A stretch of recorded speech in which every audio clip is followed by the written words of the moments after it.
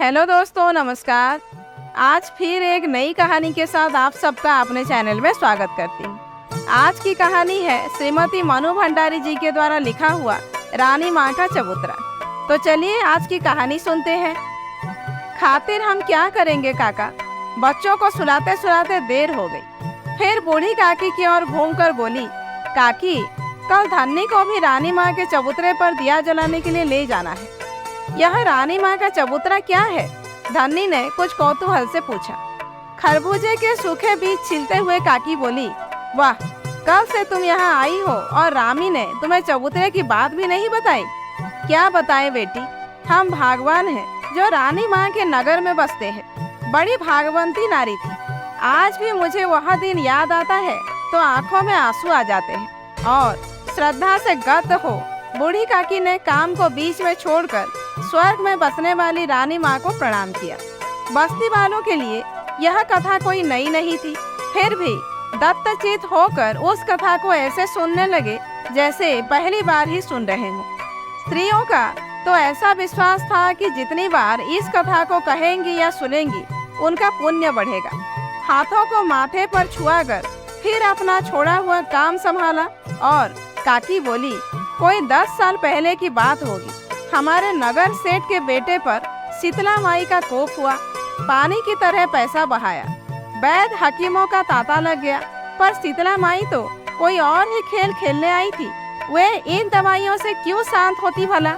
सब हार गए और शीतला माई बच्चे पर ऐसे जम कर बैठी कि ना उसे मरने दे न जीने दे। माँ तो सेवा करते करते सूख कर कांटा हो गई, ना खाने की सुध ना सोने की। भाग से एक साधु द्वार पर आया। रानी माँ की सूरत देखकर ही सारी बात समझ गया। वह कोई ऐसा वैसा साधु भी नहीं, शीतला माई का भेजा हुआ साधु ही था। बोला, बेटी तेरा बच्चा मौत के मुंह में है, पर तेरे प्रताप से ही बचेगा। 7 दिन तू अन्न जल का त्याग कर दे, तेरा बच्चा उठ खड़ा होगा। रानी माँ के प्राण तो पहले ही आंखों में आए थे, उस पर 7 दिन अन्न जल का त्याग। सबने बहुत समझाया कि साधु की बातों में मत आओ, पर वह नहीं मानी सो नहीं मानी। 7 दिन बाद बच्चा तो उठ खड़ा हुआ, पर रानी माँ जाती रही। काकी का गला भर्रा गया। पास बैठी फूलों ने आंचल से आंसू पोंछ डाले। धन्नी, जिसने अभी तक बच्चे का सूरत नहीं देखी थी, उसके मन में जाने कैसा सूल चुभने लगा। काकी ने टूटा सूत्र जोड़ते हुए कहा, सारा गांव इकट्ठा हुआ उस देवी के दर्शन करने को। आरती ऐसे उठी कि राजा महाराजाओं की भी क्या उठेगी।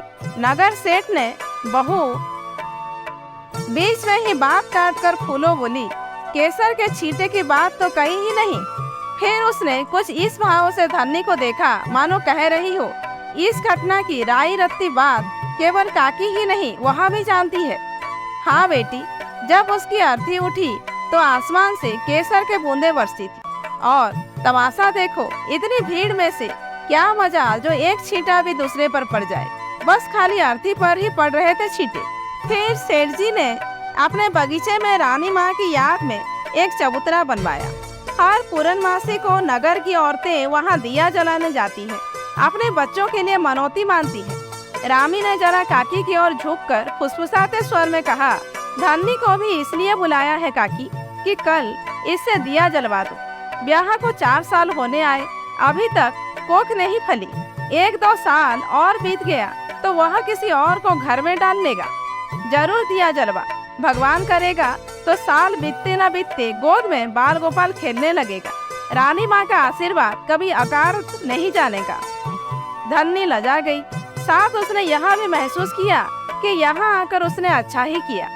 काकी से जरा दूर बैठा गोपाल, जो बस्ती का सबसे मस्खरा जवान था, बोल उठा, काकी, मैं तो तुम्हारा और तुम्हारी रानी माँ का कमाल तब मानूं जब तुम गुलाबी को रास्ते पर लगा दो। नाम मत ले उस चुड़ैल का मेरे सामने। वह कोई माँ है कसाईन, नहीं तो रानी माँ के चबूतरे में तो वह ताकत है कि पत्थर में भी ममता उपज जाए, पर वह तो हैकड़ी वाली ऐसी कि कभी उधर मुंह भी नहीं करती। भगवान करे उसका सत्यानाश हो जाए, सारी बस्ती पर किसी दिन पाप ला दे। काका ने स्वर को जरा कोमल बनाकर कहा, क्यों कोस रही है जेठा की माँ, बेचारी मुसीबत की मारी है। तुम्हारा तो दूध ही जरता रहता है उसके लिए। बड़ी मुसीबत की मारी है। गुलाबी के प्रति काका की इस सहानुभूति से चिढ़कर काकी बोली, मुसीबत की मारी है तो सारी बस्ती मदद करने को तैयार है, पर वह तो हेकड़ी वाली ऐसी कि अपना ठेंगा ऊपर रखेगी। अरे मैं तो कहूँ, जो अपने आदमी को झाड़ू मारकर निकाल दे वह किसकी सगी होगी। अब आदमी तो उसका था ही ऐसा कि मार कर निकाल दिया जाए। वह पसीना बहाकर कमाती और वह घर में बैठा दारू पीता। आखिर उसे 2 बच्चे भी तो पालने थे। काका ने फिर गुलाबी का पक्ष लिया। काकी तैस में आ गई और बात रानी माँ से सरक कर गुलाबी पर आ लगी। बड़े बच्चे पाल रही है मुंहजोशी। सवेरे उस काल कोठरी में बंद करके जाती है तो शाम को आकर खोलती है। गुलाबी के बगल की कोठरी में रहने वाली रामी बोली, काकी धन्नी तो आज ही कह रही थी कि जीजी मुझे दिला दो एक बच्चा, मैं पाल लूंगी। वह क्यों देने लगी? वह तो उनको कोठरी में बंद करके मारेगी। काकी अपना वाक्य पूरा भी नहीं कर पाई थी कि दूर खड़ी एक छायाकृति पास आई और बोली, मारूंगी तो अपने बच्चे को मारूंगी, तेरे बच्चे को तो नहीं मारूंगी। तो क्यों मेरे बच्चों की चिंता में सुख रही है? खबरदार, जो आगे से नाम लिया मेरे बच्चों का, बड़ी धर्मात्मा बनी बैठी है। गुलाबी की उपस्थिति से क्या स्त्री पर और क्या पुरुष पर दोनों ही जरा चौंक पड़े। काकी ने बात संभालते हुए कहा, क्यों बिगड़ रही है गुलाबी? हम तो तेरे भले की ही बात कह रहे हैं। बंद करके जाती है, कभी गर्मी में अंदर के अंदर घुट कर मर गए तो 5 पैसे का प्रसाद चढ़ाऊंगी, पर मरे ही तो मेरी जान को लगे हुए हैं निगोड़े। तू तो प्रसाद चढ़ाएगी, पर सारी बस्ती को तो हत्या लगेगी। हमें क्यों पाप में सार रही है? आहा, बड़े आए बस्ती वाले। पहले कोठरी खोल कर जाती थी तो मेरा छोटा सरकते सरकते मोरी में आकर गिर गया।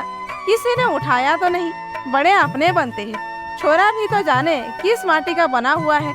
सारे दिन मोरी में सड़े पानी में सड़ता रहा, पर मरा नहीं। मर जाता तो पाप कटता। गुलाबी क्रोध में बड़बड़ाती गली में नल की पर चली गई। कहो काकी कैसी रही? गोपाल ने छिड़ते हुए पूछा। कौन मुंह लगे इस चुड़ैल के? पर काकी का मन इतना खिन्न हो उठा कि वे अपनी बीजों को पोटली उठाकर चल दी। धीरे धीरे सभी उठ गए और चबूतरे की सभा विसर्जित हो गई। सवेरे 7 बजे की सीटी बजी तो गुलाबी ने एक झटके के साथ अपनी कोठरी का दरवाजा बंद किया। उसे बगल की कोठरी में से रामी धन्नी की फुसफुसाहट सुनाई। बिना पूरी बात सुने ही वह भभक उठी। जितनी बातें बना सको बना लो चुड़ैलो, मैं तुम्हारी दबैल नहीं जो डर जाऊंगी। रामी ने वहीं बैठे बैठे हाँक लगाई। अपने रास्ते लग गुलाबी, किसका हिया फूटा है जो सवेरे सवेरे तुझ नासपीटी का नाम लेगा? गुलाबी कुछ कहती उसके पहले ही उसके 2 साल के बच्चे का क्रंदन कोठरी के दीवारों को चीरकर गली के सुनसान वातावरण में फैलने लगा। छल्ला कर उसने कोठरी खोली और अपनी 9 साल की लड़की मेवा की पीठ पर एक लात जमाते हुए बोली, 9 बरस की ढींग हो गई, एक बच्चा नहीं रखा जाता? चल उसे गोद में उठाकर रख। और उसी छल्लाहट में उसने कोठरी बंद कर दी और दौड़ पड़ी। 7 की सीटी बज चुकी थी और वह जानती थी कि अब यदि वह सारा रास्ता दौड़कर ही पार नहीं करेगी तो ठेकेदार वहाँ बैठी अनेक उम्मीदवारों में से किसी को काम दे देगा और वह आज की मजदूरी से जाती रहेगी। फिर वह सत्तू नहीं ला सकेगी, दाल नहीं ला सकेगी। उसने गति और बढ़ा दी। उस समय वह भूल गई कि रामी ने उसे नासपीटी कहा है यहाँ की उसका बच्चा रो रहा है। शाम को वह लौटी तो क्लांत हाथों से उसने अपनी कोठरी का दरवाजा खोला। देखा मेवा एक कोने में लुढ़की पड़ी सो रही है और 2 साल का वह मांस का लोथड़ा मेले में सना हुआ मिमिया रहा है। रोने की ताकत तो उसमें शायद रही भी नहीं थी। गुलाबी ने एक पूरे हाथ को धौल कोने में सोती हुई छोरी की पीठ पर जमाई। पड़ी पड़ी सो रही है चुड़ैल, चल उठकर चूल्हा जला। और वह उस मैल में सने बच्चे को उठाकर गली के नल पर चली। बराबर उसके मुंह से गालियां बरस रही थी। चबूतरे पर उस समय काका अकेले बैठे थे। गुलाबी को बड़बड़ाती हुई जाते देखा तो टोक दिया, किसे कोस रही है गुलाबी? अरे कभी तो तू भी हंस बोल लिया कर। हंस बोल कर मुझे किसी को रिझाना नहीं है। बड़े आए सीख देने वाले। तुम्हें तो नहीं कोस रही हूँ उस दारूखोर को जो मेरी जान को ये कीड़े मकोड़े छोड़ गया। और मैं तो तेरे भले की बात कह रहा हूँ। 4 जनों के बीच आकर बैठा कर तो तेरा भी मन बहल जाए। पर तू तो सबको काटने को दौड़ती है। हाँ हाँ, मैं तो कटखनी हूँ, क्यों मेरे मुंह लगते हो? ज्यादा बकवास की तो दो चार तुम्हें भी सुना दूँ। बड़े आए दर्द दिखाने वाले। और वह भन्नाती हुई नल पर चली गई। छोकरे को धोया, कपड़ा धोया और बड़बड़ाती अपनी कोठरी की ओर चल पड़ी। काका ने फिर उसे नहीं टोका। चूल्हे पर दाल चढ़ाकर बच्चे को गोदी में लेकर वह सुस्ताने लगी। सारे दिन की कैद भोग कर मौका पाते ही मेवा कोठरी से बाहर भाग गई। जब दाल सत्तू तैयार हो गया तो गुलाबी ने मेवा को खाने के लिए आवाज दी। मेवा आई तो उसके हाथों में कांच की हरी चूड़ियां चमक रही थी। गुलाबी की नजर पड़ते ही उसने पूछा, ये चूड़ियां कहाँ से लाई री? मेवा चुप। मैं पूछती हूँ, ये चूड़ियां कहाँ से लाई? मेवा चुप। सुनाई नहीं देता क्या? बहरी हो गई है? और तड़ातड़ चांटे पड़ गए उसके गाल पर। चोरी करके लाई है ना? आज सब तो चबूतरे पर दिया जलाने गए हैं। किसी के घर से चुरा लाई है क्यों? चुट्टी, हरामजादी। मुंह से गालियां और हाथों से चांटे पड़ने लगे। मेवा ने चीख चीख कर सारी गली को सिर पर उठा लिया। तभी दिया जलाकर लौटी हुई रामी धन्नी आ पहुंची। अरे अरे, छोरी के प्राण लेगी क्या? मेवा को अपनी तरफ खींचती हुई रामी बोली, मैं इसकी खाल खींच कर रख दूंगी। तो बीच में मत बोल रामी, नहीं तो सच कहती हूँ 2 हाथ तेरे भी पड़ जाएंगे। मेरी छोरी चोरी करे। और उसका स्वर भींच गया। देखते देखते खासी भीड़ जमा हो गई। जरा सा अवसर मिलते ही गुलाबी फिर एक चांटा जड़ देती। बूढ़े काका मेवा को दूर ले गए। तब गुलाबी चिल्लाई, छोड़ दो काका, मेरी छोरी को ले गए तो ठीक नहीं होगा। आज तुम बचाने आए हो, कल तुम लोग ही उसे चोटी कहते फिरोगे। किसी ने स्थिति को संभालने के लिए कहा, चोरी नहीं की है उसने, यह तो रामेश्वर ने उसे दी है। नाहक मार दिया बच्ची को। दी है तो क्यों दी है? हम क्या भिखमंगे हैं जो किसी का दिया पहनेंगे? आज मेरे घर में कोई मूंछों वाला नहीं बैठा है, सो सब लोग भीख देने वाले हैं। थू है उन पर, बड़े आए दया दिखाने वाले। मेवा को काका के पास सुरक्षित समझकर सबने सोचा कि अब इस गुलाबी से बहस करना बेकार है। एक की 4 सुनने को मिलेंगी, सो सब चुपचाप खिसक गए। धन्नी, जो आज रानी माँ के चबूतरे पर दिया जलाकर जाने कैसी कैसी आशाएं मन में संजोकर आई थी, बोली, जब यह किसी की बात सुनती ही नहीं तो तुम लोग क्यों इसके पचड़ों में पड़ती हो जीजी? लड़ाई झगड़ा तो चलता ही रहता है। सवेरे नल पर देखा है ना, कैसी गाली गलौज होती है। सिर फुटोबल की नौबत आ जाती है, पर सांझ को सब जैसे की तैसे। 4 जने रहते हैं तो कहना सुनना तो चलता ही रहता है बहन। गुलाबी ने कांच की चूड़ियों के टुकड़े बटोरकर अपने लिए जगह बनाई और बच्चे को लेकर सो गई। उस रात उसके यहाँ खाना पीना नहीं हुआ। काका मेवा को लाकर छोड़ गए, तब उसे मालूम पड़ गया, पर वह फिर कुछ बोली नहीं। एक बात ही उसके मन में घूम रही थी कि उसकी लड़की ने चोरी की। पिछले 2 दिनों से चबूतरे की बैठक का विषय है सरकार की ओर से खोला हुआ शिशु सुरक्षा केंद्र। काका ने कहा, भगवान भला करे इस सरकार का। सरकारी स्कूल खोल दिए जहां बच्चे मुफ्त में पढ़ लेते हैं। छोटे बच्चों के लिए वह केंद्र खोल दिया। अब औरतें भले ही काम करें, 5 रुपए महीने में दवाई दारू भी कर देते हैं। हाँ काका, मैं देखकर आई हूँ। छोटे छोटे पालने बने हैं, ढेर सारे खिलौने हैं, दाइयाँ हैं। बच्चों को शीशी से दूध पिलाया जाता है, पालनों में सुलाया जाता है, बड़े आराम से रखते हैं। धन्नी ने सोचा, उसको बच्चा होगा तब वह यहीं आकर रह जाएगी। उसके गांव में तो ऐसा होगा नहीं। अपने बच्चे को पालने में सुलाने और शीशी से दूध पिलाने का सपना उसकी आंखों में आकर साकार होने लगा। गोपाल बोला, गुलाबी से कहो काका कि अपने बच्चे को वहाँ भर्ती करवा दे। तू ही कहे ना, बड़ा आया है गुलाबी का ही तू, याद नहीं है जब मेवा को स्कूल में डालने को कहा था तो कैसे गुर्राई थी? तुम लोग तो बाबलों जैसी बातें करती हो। मेवा को वह स्कूल में डाल देती तो उस छोरे को कौन रखता? तो अच्छी तरह मना करती, वहाँ तो बस काटने को दौड़ती है। अरे धीरे बोल काकी, नहीं तो अभी कहाँ से निकलकर बम गिराने लगेगी। जब उसकी बात करो तभी टपकी, पर उस दिन गुलाबी नहीं टपकी। दूसरे दिन जब चबूतरे पर बैठक लगी तब भी इसी तरह की चर्चा चल रही थी। गुलाबी अपनी लड़की मेवा को ढूंढती हुई आई तो काका ने बात चलाई। अरे गुलाबी देख, तेरे छोरे के लिए सरकार ने केंद्र खोल दिया है, वहाँ नाम लिखा दे अपने बच्चे का। सरकार मेरी कसम है ना, जो केंद्र खोल देगी मेरे लिए। ये सब तो पैसे वालों के चौचले हैं। मेरे कौन मर्द कमाने वाला बैठा है जो 5 रुपए महीना दे दिया करेगा? बस्ती वाले चंदा कर देंगे री, तू जाकर नाम लिखा। किसी के दान पुण्य पर पलने वाली नहीं है गुलाबी, थूकती है तुम्हारे चंदे पर। और अपनी लड़की को घसीटती हुई गुलाबी वहाँ से चली गई। लो और खाओ लड्डू, काकी ने चिढ़ाते हुए कहा। बिना गुलाबी से 2-4 छिड़कियाँ सुने इन्हें चैन नहीं। आज रामी नहीं आई। बात का प्रसंग बदलने के लिए काका ने पूछा। धन्नो को विदा करने गई है। और इधर उधर की बातें करके सभा समाप्त हुई। दूसरे दिन गुलाबी ने उठकर उसकी कोठरी के दीवार पर लगाए हुए सुरक्षा केंद्र के विज्ञापन को फाड़ फेंका। जहाँ कहीं भी उसे विज्ञापन दिखाई देता वहाँ उसे फाड़ डालती। लोग देखते तो हंसते। भरी दोपहरी में गुलाबी रेत की तंगारियाँ उठा उठा कर पकड़ा रही थी। कुछ औरतें एक देहाती गीत गा रही थी और छत कूट रही थी। ठेकेदार रह रह कर कुछ आदेश देता जा रहा था।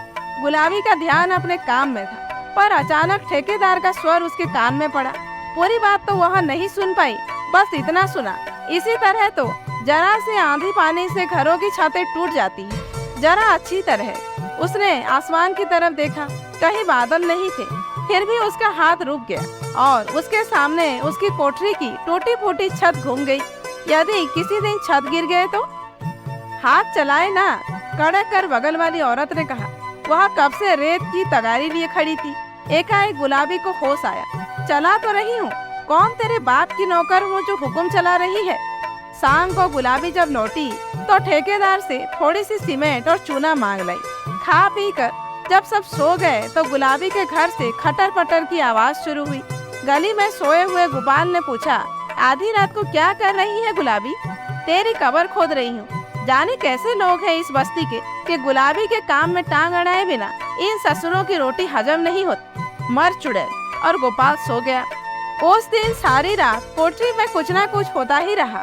दूसरे दिन रामी ने आकर चबूतरे की बैठक पर सूचना दी कि गुलाबी काम से लौटी, खाया पिया और फिर बच्चों को बंद करके कहीं चली गई। जब रामी ने पूछा तो गुर्रा कर बोली, जा रही हूँ अपने खसम से याराना करने, तो भी चलेगी क्या? साथ ही रामी ने यह भी बताया कि उस बात को घंटा भर हो गया है पर अभी तक गुलाबी नहीं लौटी। बच्चे दोनों बंद पड़े हैं। कुछ कौतूहल और कुछ उपेक्षा मिश्रित क्रोध से सारी बैठक गूंजने लगी। क्यों गई, कहाँ गई? इस तरह तो बच्चे मर जाएंगे। ये कैसी माँ है? आदि अनेक बातें उठी और खत्म हो गई। जानने की इच्छा सबके मन में थी पर किसी में साहस नहीं था जो आने पर उससे पूछ सके। गुलाबी का यह काम जब दैनिक हो गया तब तो कौतूहल का निवारण परम आवश्यक हो गया। बिना उस बात को जाने सबका जीना जैसे दुभर हो गया। काका ने अनुमान से कहा, कहीं चौका बर्तन का काम करने जाती होगी। और कहाँ जाएगी बेचारी? तुम्हारे लिए होगी बेचारी, काकी ने गुर्राते हुए कहा। हत्यारिन कहेगी, क्यों जाती है चौका बर्तन करने? मजदूरी में क्या गुजर नहीं होती? मुझे तो इसके लक्षण अच्छे नहीं नजर आते। बच्चों की जान ले लेकर धन कमाएगी, क्या करना है उस पैसे का? क्यों पर निंदा करती हो? उसकी वहाँ जाने। बाहर से आते हुए गोपाल ने कहा, काका चलो तो मैं सिनेमा दिखा लाऊं। पर काकी को इस समय यह मजाक नहीं भाया। वह गुलाबी की ही बात सोच रही थी। उसने धीरे से रामी से कहा, तू तो उसके पास वाली कोठरी में रहती है, जरा नजर रखा करना उधर। 10-12 दिन हो गए और यह पता नहीं लगा कि आखिर वह चुड़ैल बच्चों को बंद करके जाती कहाँ है। कोशिश तो करती हूँ काकी, पर पता नहीं लगता। एक दिन तो मन हुआ कि पीछे पीछे जाऊं, पर उस मुझोसी का क्या भरोसा पलट कर हाथी चला दे। 15 दिन और बीत गए पर कोई नहीं जान सका कि गुलाबी कहाँ जाती है। कुछ तो रहस्य का उद्घाटन ना होने के कारण और कुछ बच्चों का यातना देखकर सबका आक्रोश बढ़ता जा रहा था, पर गुलाबी से पूछने का साहस किसी को नहीं होता। उस दिन भी बैठक में यही बातें हो रही थी कि रामी ने आते ही खुशखबरी सुनाई। देखा काकी, रानी माँ के चबूतरे पर जलाया दिया कभी अकारण नहीं जा सकता। धन्नी के गांव से चिट्ठी आई है, उसका बांझपन आखिर दूर हुआ। काकी ने श्रद्धावश रानी माँ के आगे हाथ जोड़ दिए। गोपाल जब भी काकी को इस मुद्रा में देखता है, मजाक करने के लिए उसका मन मचलने लगता है। बोला, काकी सारी बस्ती पर तेरा इतना रौब है तो गुलाबी से दिया नहीं जलवा सकती है? कल पुनो है, दिया जलवा दे तो तेरा रौब मानो। वह जाए ही नहीं तो मैं क्या करूं? छलना कर काकी ने कहा। तू कहे तो मैं कंधे पर उठा कर ले जाऊं? हंसते हुए गोपाल ने कहा। जाने कब से गुलाबी वहाँ खड़ी थी। यह बात सुनी तो आग बरसाने लगी। आया है अपना गुलाबी को ये ले जाने वाला? हाथ तो लगा कर देख, असल मर्द का बच्चा हो तो आ जाना कर। फिर औरतों को लक्ष्य करके बोली, तुम्हें माँ बन बन कर लाड लड़ाओ अपने बच्चों को और दिया जलाओ चबूतरों पर। मैं तो कसाईन हूँ, हत्यारीन हूँ। जब ये नाश पीटे मर जाएंगे तो उस दिन इकट्ठा ही दिया जलाऊं। बड़ी साहब गुलाबी की चिंता कर करके मरी जा रही है चुड़ैल, और वहाँ अंधेरे में ही गायब हो गई। दूसरे दिन जब सब घरों में चबूतरे पर जाने की तैयारियां हो रही थी, गुलाबी अपनी कोठरी में बैठकर बच्चों के लिए सत्तू खोल रही थी। सत्तू खोलकर उसने मेवा के सामने सरका दिया। मेवा ने पूछा, तू क्या खाएगी? मुझे भूख नहीं है, चुपचाप खा ली। कल भी तो तूने कुछ नहीं खाया था माँ। कह रही हूँ खा ले चुपचाप। सो नहीं होता, जीभ लड़ाई जा रही है बैठी बैठी। तू जो आजकल जरा जरा सी सत्तू लाती है माँ, अपने लिए नहीं लाती। गुलाबी ने तड़ाक से एक चांटा जड़ दिया। सत्तू खाती है कि मार खिलाऊं? दोनों बच्चे जब खाना पीना समाप्त कर चुके तो गुलाबी ने हंडिया से पैसे निकाले। बड़ी सावधानी से उन्हें आंचल में बांधा और जैसे ही मुड़ी तो देखा रामी दरवाजे पर खड़ी उधर ही देख रही है। बिना एक शब्द बोले उसने दरवाजा बंद किया और चली गई। जब सब औरतें वहाँ इकट्ठी हो गई तो रामी बोली, दैया रे, आज गुलाबी ढेर सारे पैसे आंचल में बांध कर गई। वापस लौट आए तो समझना।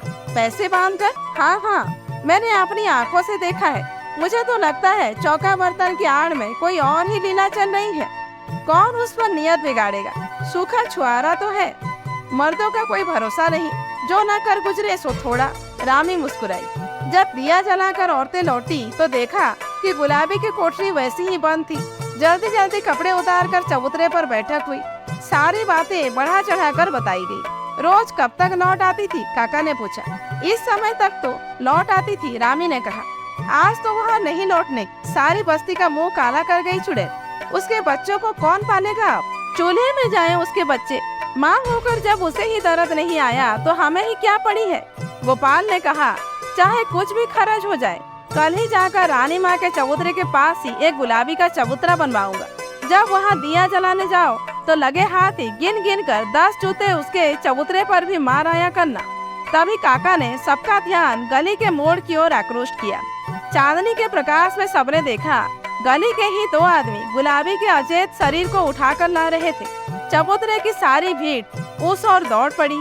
क्या हुआ? कहाँ थी? बेहोश कैसे हो गई? प्रश्नों की झड़ी सी लग गई। सबको वहीं छोड़कर काकी और रामी ने उसके अचेत शरीर को संभाला और रामी की कोठरी में लिटा दिया। काका अंदर आ गए, बाकी भीड़ को बाहर ही रखा। पानी के छींटे डालो और हवा करो, काका ने कहा। रामी उठकर पानी लाई और काकी हवा करने लगी। उसका आंचल हटाया तो बोली, हाय राम, इसका पेट तो पीठ से चिपक रहा है।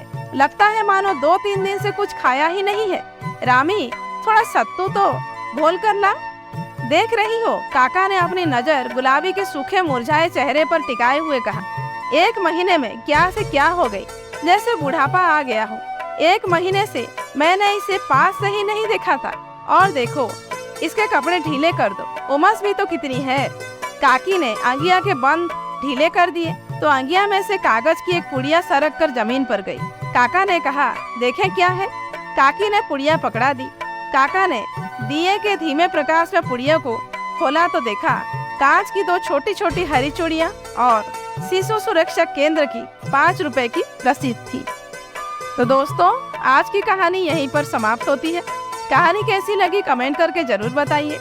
अच्छी लगी हो तो एक लाइक कीजिए, जानने वालों को शेयर कीजिए और ऐसे ही वीडियोज आगे देखने के लिए मेरे चैनल को सब्सक्राइब करना मत भूलिए।